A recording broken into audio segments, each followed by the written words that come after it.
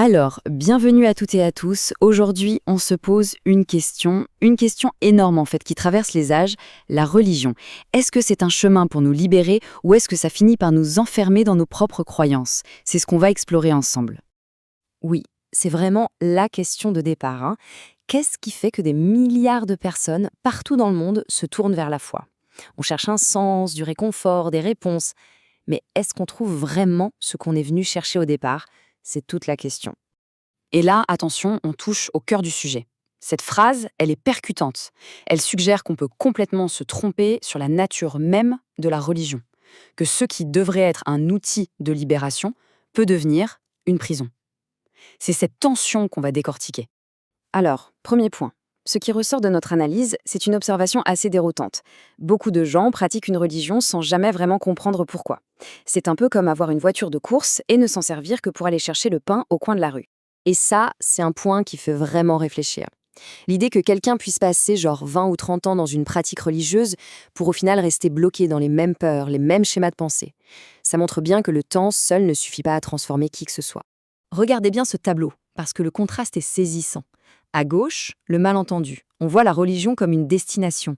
Le but, c'est de suivre les règles à la lettre, ce qui finit par créer une dépendance. Et à droite, le vrai but. La religion n'est qu'un véhicule. L'objectif, c'est la transformation intérieure et le résultat, c'est la liberté. L'idée n'est pas d'être un bon élève, mais de devenir libre. D'accord, donc on a compris le malentendu. Mais concrètement, comment est-ce que ça se manifeste? Comment des rituels qui sont censés être des aides peuvent devenir des obstacles? Eh bien, les exemples sont très parlants. S'incliner devant une statue en espérant qu'un vœu se réalise comme par magie, réciter des prières ou des mantras en pilote automatique sans y mettre aucune conscience, ou encore mémoriser des livres saints par cœur sans en comprendre le sens profond. Tout ça, ça peut devenir des gestes vides, de la superstition pure et simple, si on oublie l'objectif final. Cette analogie est géniale pour comprendre ça. En coréen, on parle de Jinjeomdari, c'est un gué, ces pierres qu'on pose pour traverser une rivière. La statue, c'est une de ces pierres. Elle est là pour aider à passer de l'autre côté. Mais si on s'arrête sur la pierre au milieu de l'eau, on n'atteint jamais la rive. On a raté tout l'intérêt du voyage. Et tout ça nous amène à un point absolument crucial. La distinction entre le savoir ordinaire, conventionnel, et une sagesse d'un tout autre niveau. Une sagesse qui transcende notre vision habituelle du monde. En fait, c'est notre mode de fonctionnement par défaut. À presque tous. On voit le monde en noir et blanc. Le bien contre le mal, la lumière contre l'obscurité, le propre contre le sale. C'est une vision dualiste. C'est simple, pratique, mais selon notre source, c'est aussi très, très limité. Cette image est magnifique, non? Elle explique tout. Notre intelligence ordinaire, notre soleil, peut éclairer énormément de choses en surface. Mais elle est incapable de pénétrer les abysses, les profondeurs de l'existence. Pour ça, il faut une autre lumière, une sagesse qui ne fonctionne pas sur le mode des contraires. Prenons un exemple tout simple, la pureté.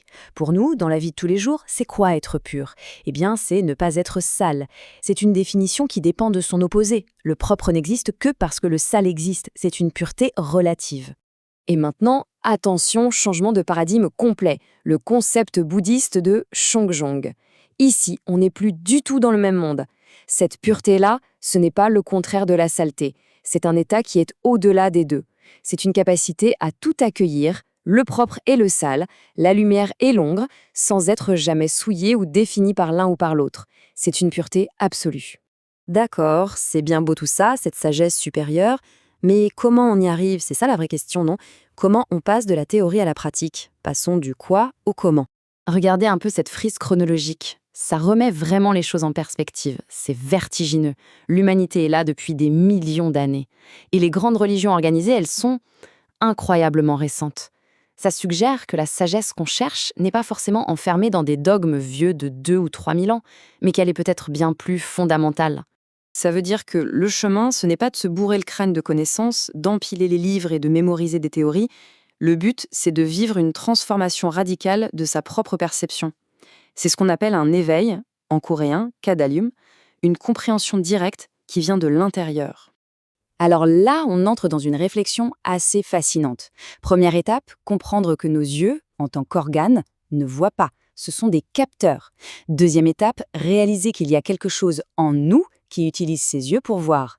Et la troisième étape, c'est de commencer à identifier cette conscience qui observe. C'est le point de départ d'une véritable connaissance de soi. Et pour faire ce travail d'enquête intérieure, quel est l'outil proposé? Eh bien, c'est la méditation, le Shamsion Sueng. Ce n'est pas juste une technique pour se relaxer.